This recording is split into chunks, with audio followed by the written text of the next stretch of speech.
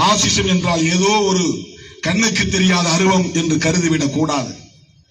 எங்கோ மறைந்திருக்கக்கூடிய ஒரு பகை, அது காத்து கருப்பா, பேய் பிசாசா, கண்ணுக்கு தெரியாத ஒன்றா என்று கருதிவிடக் கூடாது.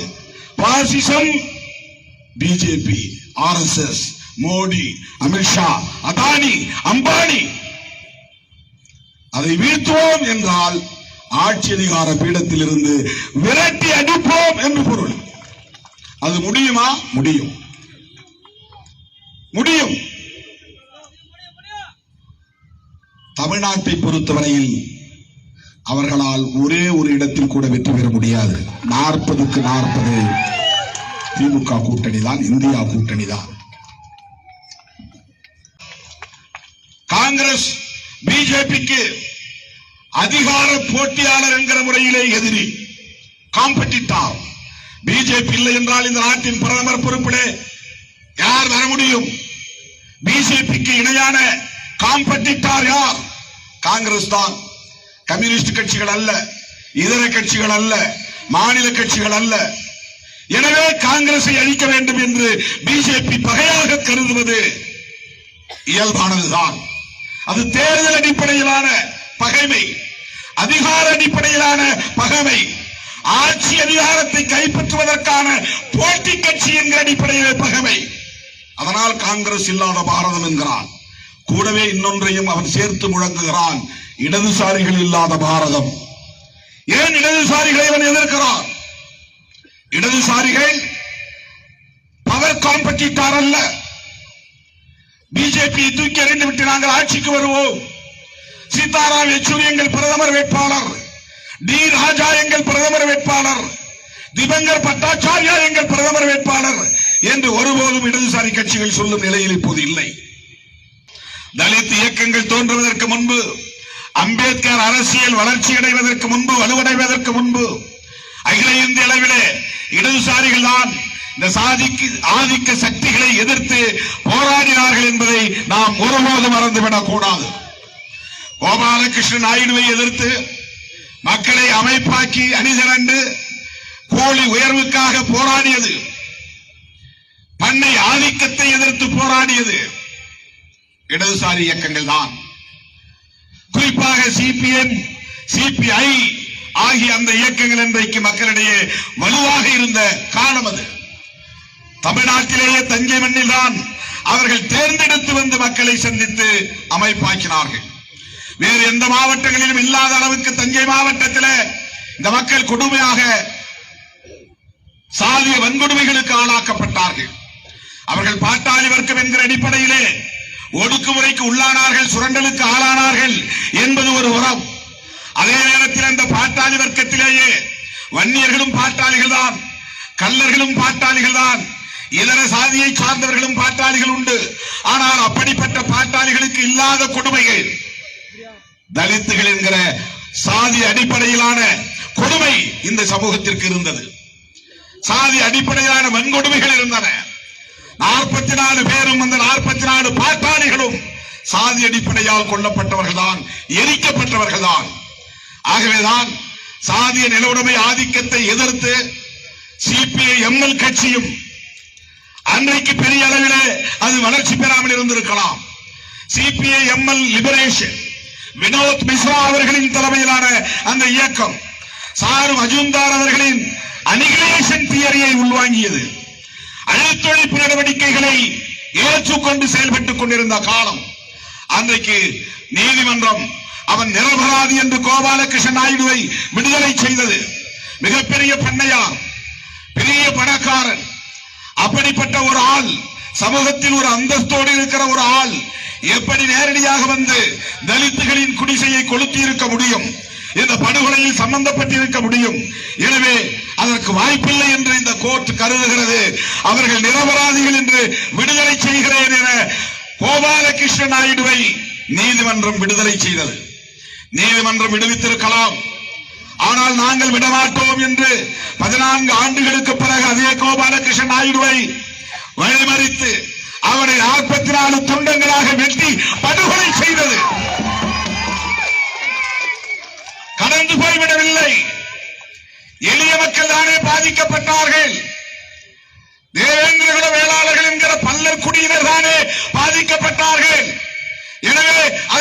நாம் கவலைப்பட வேண்டாம் என்று கடந்து போய்விடவில்லை.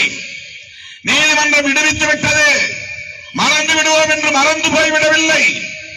அவனை நாங்கள் தண்டிப்போம் என்று இன்றைக்கு இடதுசாரிகள், குறிப்பாக சிபிஐ எம்எல் இயக்கத்தை சார்ந்த தோழர்கள், குறிப்பாக தென் மாவட்டத்தை சார்ந்த அமர்ராஜ் உள்ளிட்ட பல தோழர்கள் அவன் செல்லும் இடமெல்லாம் தொடர்ந்து போய் அவன் அதிகால வேளையிலே வாக்கிங் நடைபயிற்சி சென்ற இடத்திலே சுற்றி வளைத்து அவனை படுகொலை செய்து தண்டனை அளித்தவர்கள் இடதுசாரிகள் மறந்துவிடக் கூடாது. இந்த வரலாற்றை எல்லாம் நாம் உணர்ந்து கொள்ள வேண்டும். ஏன் திருமாவளவன் இடதுசாரிகளோடு இணக்கமாக இருக்கிறான் என்பதை என் உயிரின் உயிரான விடுதலை சிறுத்தைகளே இதை புரிந்து கொள்ள வேண்டும். அரசியல் ஆதாயத்திற்காக அல்ல, வெறும் மேடைக்காக அல்ல. இன்றைக்கு பாசிசம் என்கிற இந்த கொடூரமான மக்கள் விரோத கொள்கையை எதிர்த்து தொடர்ந்து உறுதியாக நின்று போரிடக்கூடிய வலிமை பெற்ற இயக்கங்கள் இடதுசாரி இயக்கங்கள் மறந்துவிடக் கூடாது. காங்கிரஸ் பிஜேபிக்கு அதிகார போட்டியாளர் என்கிற முறையிலே எதிரி, காம்படிட்டார். பிஜேபி இல்லை என்றால் இந்த நாட்டின் பிரதமர் பொறுப்பிலே யார் வர முடியும்? பிஜேபிக்கு இணையான காம்படிட்டார் யார்? காங்கிரஸ் தான். கம்யூனிஸ்ட் கட்சிகள் அல்ல, இதர கட்சிகள் அல்ல, மாநில கட்சிகள் அல்ல. எனவே காங்கிரஸை அழிக்க வேண்டும் என்று பிஜேபி பகையாக கருதுவது இயல்பானதுதான். அது தேர்தல் அடிப்படையிலான பகைமை, அதிகார அடிப்படையிலான பகைமை, ஆட்சி அதிகாரத்தை கைப்பற்றுவதற்கான போட்டி கட்சி என்கிற அடிப்படையில் பகைமை. அதனால் காங்கிரஸ் இல்லாத பாரதம் என்கிறான். கூடவே இன்னொன்றையும் அவன் சேர்த்து முழங்குகிறான், இடதுசாரிகள் இல்லாத பாரதம். ஏன் இடதுசாரிகளை அவன் எதிர்க்கிறான்? இடதுசாரிகள் பவர் காம்படிட்டார் அல்ல. பிஜேபி தூக்கி எறிந்து விட்டு நாங்கள் ஆட்சிக்கு வருவோம், சீதாராம் யெச்சூரி எங்கள் பிரதமர் வேட்பாளர், டி ராஜா எங்கள் பிரதமர் வேட்பாளர், திபங்கர் பட்டாச்சாரியா எங்கள் பிரதமர் வேட்பாளர் என்று ஒருபோதும் இடதுசாரி கட்சிகள் சொல்லும் நிலையில் இப்போது இல்லை. ஆகவே இவர்கள் பவர் காம்படிட்டார் அல்ல, ஆட்சி அதிகாரத்திற்கான போட்டியாளர்கள் இல்லை. ஆனாலும் பிஜேபி இடதுசாரிகளை கண்டு அஞ்சுகிறது. காரணம், இவர்கள் ஐடியாலஜிக்கல் காம்படிட்டார், ஐடியாலஜிக்கல் எனிமீஸ், கருத்து அடிப்படையிலான பகைவர்கள். புரட்சிகர கருத்துக்களை பேசுகிறார்கள், சனாதனத்தை அம்பலப்படுத்துகிறார்கள், சாதி வெறியை எதிர்க்கிறார்கள், மத வெறியை எதிர்க்கிறார்கள், கார்ப்பரேட் அரசியலை எதிர்க்கிறார்கள், பாட்டாளிகளை ஒருங்கிணைக்கிறார்கள், தொடர்ந்து அந்த உணர்வை அடைகாக்கிறார்கள், மக்களிடத்திலே அதை பரப்புகிறார்கள்.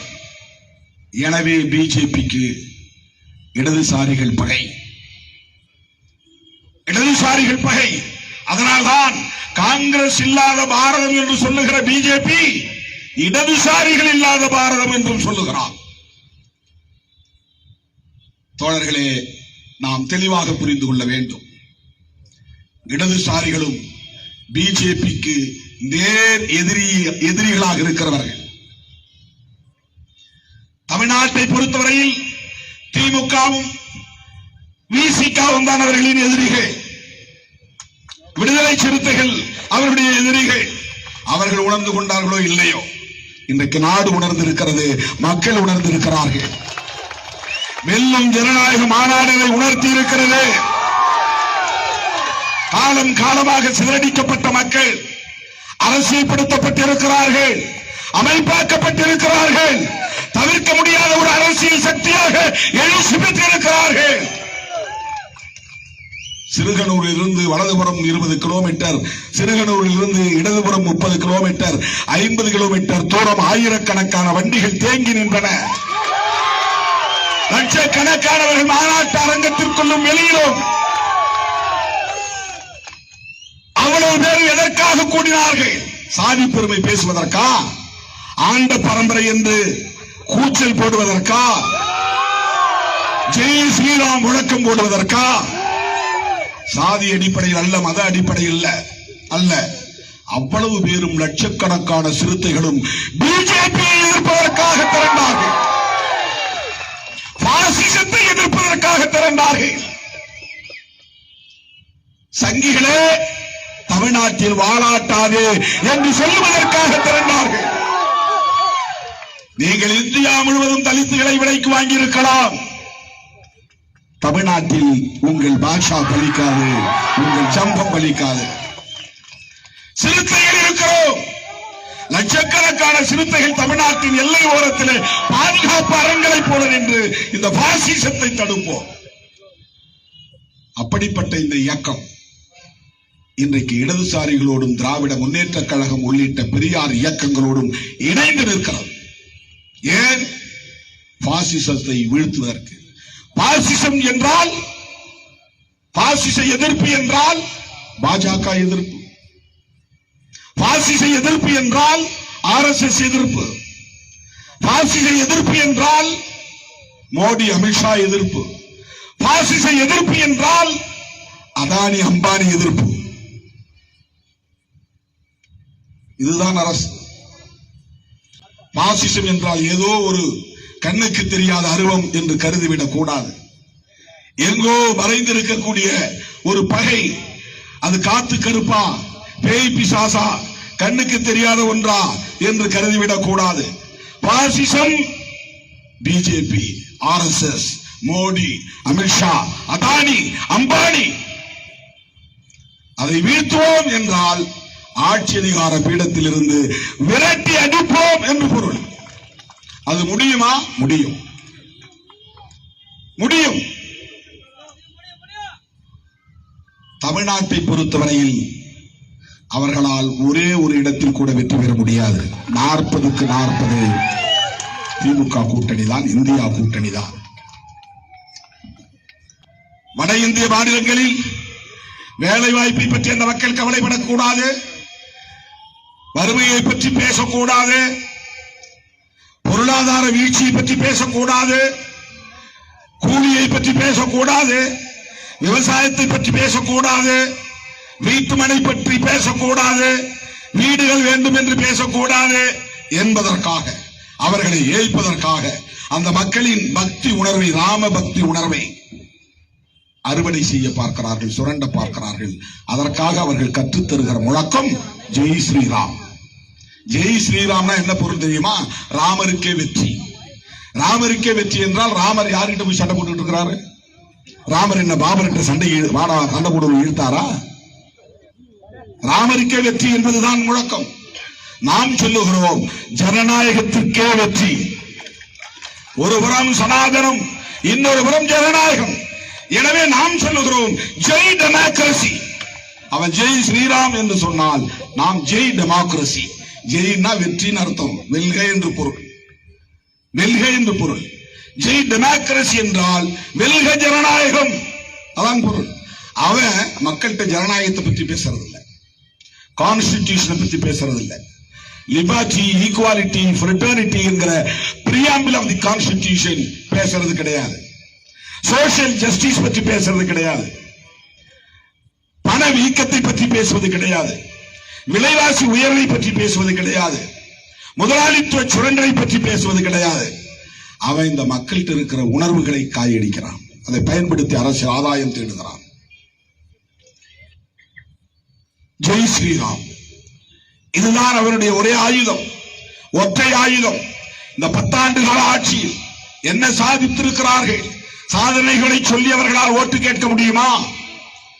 இன்றைக்கு ஒரு தகவல், ஒரு மசூதி இடிக்கப்பட்டிருக்கிறது, 600 ஆண்டு கால மசூதி. ஞானவாபி என்கிற இடத்தில் ஒரு மசூதியை இடிக்க திட்டமிட்டுக் கொண்டிருக்கிறார்கள். என்ன பொருள்? வெண்மணியிலே நினைவிடம் எழுப்பப்பட்டிருப்பது RN ரவிக்கு கண்ணை உறுத்துகிறது. அந்த நினைவிடம் சாதி ஆதிக்கத்தை எதிர்த்த போராளிகளின் நினைவிடம். சாதி ஆதிக்க எதிர்ப்பின் அடையாளம், நில உடைமை ஆதிக்க எதிர்ப்பின் அடையாளம், பண்ணை ஆதிக்க எதிர்ப்பின் அடையாளம், கோபாலகிருஷ்ண நாயுடுவை எதிர்த்து போராடிய தியாகிகளின் அடையாளம். மக்கள் குடிசைகளில் இருப்பதற்கு வேறு காரணங்கள் இருக்கின்றன. அவற்றை சரி செய்ய வேண்டுமானால் சிபிஐ கையிலோ, சிபிஎம் கையிலோ, அல்லது சிபிஎம்எல் கையிலோ, அல்லது விடுதலை சிறுத்தைகளின் கையிலோ, அல்லது திமுக கையிலோ, ஆட்சி அதிகாரம் டெல்லியிலே வர வேண்டும். இப்படிப்பட்ட ஒரு மோசமான ஆட்சி. ஒருபுறம் social and cultural side they are making propaganda Sanatan policy. சமூக கலாச்சார தளங்களில் சனாதனமயப்படுத்துகிறார்கள். பொருளாதார தளத்தில் கார்ப்பரேட் மயப்படுத்துகிறார்கள். அதானி அம்பானியை மேம்படுத்துகிறார்கள். இந்த இரண்டும் கூட்டி சேருகிற போது உருவாகக்கூடிய ஒரு கோட்பாட்டு அரசியல் தான் பாசிசம். பாசிசம். சமூக நீதி கூடாது, எளிய மக்களின் வாழ்வுரிமைகள் கூடாது, தொழிலாளர்கள் தொழிற்சங்கம் அமைக்க கூடாது, விவசாயிகள் கூலி உயர்வு கேட்கக்கூடாது, அமைப்பு சாரா தொழிலாளர்கள் சங்கம் அமைத்து உரிமைகள் கோரக்கூடாது. 44 தொழில் தொடர்பான சட்டங்களை எல்லாம் 4 சட்டமாக தொகுத்து விட்டது இந்த மோடி அரசு. அனைத்தும் ப்ரோ கார்ப்பரேட் வெல்ஃபேர், கார்ப்பரேட் முதலாளிகளின் நலன்களை சார்ந்த சட்டங்களாக மாற்றப்பட்டு இருக்கின்றன. இனி தொழிற்சங்கங்களே வைக்க முடியாது, அப்படிப்பட்ட ஒரு நிலை. அதே போல விவசாய நிலங்களை எல்லாம் தனியாருக்கு தாரை வார்ப்பதற்காக விவசாய சட்டங்களை கொண்டு வந்தது. அதைத்தான் பஞ்சாப் ஹரியானாவா விவசாயிகள் உறுதியாக நின்று ஓராண்டு போராடி பணிய வைத்தது மோடி அரசை. அந்த போராட்டம் historical achievement happened by farmers and proletarians against Farmers Act. விவசாய நலன்களுக்கான சட்டங்களை எதிர்த்து விவசாயிகள் நடத்திய போராட்டத்தின் மூலமாக இந்திய அரசியல் வரலாற்றில் மாபெரும் சாதனை நிகழ்ந்தது. ஒரு அரசை பணிய வைத்தார்கள். ஒரு மாபெரும் புரட்சி இது. விவசாயிகளும் விவசாய கூலிகளும் நாள்தோறும் தொடர்ந்து 365 நாட்கள் தொடர்ந்து போராடி மோடி அதானி அரசை பணிய வைத்த ஒரு மாபெரும் சாதனை நிகழ்ந்தது. அருமை தோழர்களே, இதுதான் சாத்திய கூறுகளின் அடையாளம். மோடி அரசை தூக்கி எறிவது முடியாத ஒன்று அல்ல. இன்றைக்கு இந்தியா கூட்டணி உருவாகி இருக்கிறது. இது நடக்காது என்று பலரும் கருதினார்கள். இதை தொடங்கி வைத்தவர் தமிழ்நாட்டு முதலமைச்சர் மாண்புமிகு அண்ணன் தளபதி ஸ்டாலின் அவர்கள் என்றால் அது மிகையாகாது. அவர்தான் கடிதம் எழுதினார், தலைவர்களை சந்தித்தார், ஒருங்கிணைப்பை உருவாக்குவதற்கான பல முயற்சிகளை மேற்கொண்டார். இதனை நாம் 2019 தொடர்ச்சியாக விடுதலை சிறுத்தைகள் மேடைகளிலேயே பதிவு செய்து வருகிறோம். இன்னும் சொல்ல போனால் அண்ணன் தளபதி அவர்களிடத்திலே நேரடியாக கோரிக்கை வைத்தோம். நீங்கள் தமிழ்நாட்டை தாண்டி பயணம் செய்யுங்கள், இந்தியா முழுவதும் செல்லுங்கள், மாநில கட்சி தலைவர்களை எல்லாம் சந்தியுங்கள், பாசிச பாஜக அரசை தூக்கி எறிவதற்கான அடித்தளத்தை அமையுங்கள். 2019 நாடாளுமன்ற பொதுத் தேர்தலின் போது முதலில் ராகுல் காந்தி தான் அடுத்த பிரதமர் என்று சொன்னவர் அண்ணன் தளபதி ஸ்டாலின் அவர்கள். அதுதான் தொடக்க புள்ளி. 5 ஆண்டுகள் உருண்டோடி விட்டன. 10 ஆண்டு கால ஆட்சியில் இந்திய மக்கள் என்று நான் சொல்லுவதை விட இந்து மக்கள் மோடி ஆட்சியில் கடுமையான பாதிப்புக்கு உள்ளாகி இருக்கிறார்கள். அவற்றையெல்லாம் திசை திருப்புவதற்கு ராமர் பெயரை பயன்படுத்துகிறார்கள். ஆனால் அது எடுபடாது.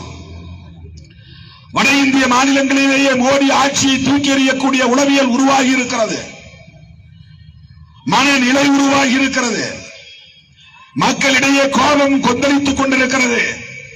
ஆகவே இந்த அருமையான வாய்ப்பை பயன்படுத்தி இடதுசாரிகள், காங்கிரஸ், திராவிட முன்னேற்ற கழகம் போன்ற தோழமை கட்சிகள் நிதிஷ்குமார் போனதை பற்றி கவலை வேண்டாம். அவர் வந்தார், மகிழ்ச்சி. போனார், அதைவிட மகிழ்ச்சி, இரட்டிப்பு மகிழ்ச்சி. அதை பொருட்படுத்த வேண்டிய தேவையில்லை. மாநில வாரியாக ஆங்காங்கே வலிமையோடு இருக்கிற அரசியல் கட்சிகள் காங்கிரசோடும் இடதுசாரிகளோடும் இணைந்து தொகுதி பங்கீட்டை முடித்து வாக்குகளை சிதறவிடாமல் குவித்தால் இந்தியா கூட்டணியை நோக்கி மோடி, அமித்ஷா, அதானி, அம்பானியின் இந்த கூட்டாட்சியை, மக்கள் விரோத ஆட்சியை, இந்த கும்பல் ஆட்சியை தூக்கி எறிய முடியும். பாசிசத்தை வீழ்த்த முடியும். இந்த களத்தில் என்றென்றைக்கும் இடதுசாரி ஜனநாயக சக்திகளோடு விடுதலை சிறுத்தைகள் ஒற்ற துணையாக இருப்போம். இந்த 6 தீர்மானங்களையும் ஆதரிக்கிறோம், வரவேற்கிறோம் என்று சொல்லி, வீழ்க பாசிசம், வெல்க ஜனநாயகம் என்று சொல்லி, வெல்க இந்தியா கூட்டணி என்று சொல்லி வாய்ப்புக்கு நன்றி கூறி முடிக்கிறேன். நன்றி, வணக்கம்.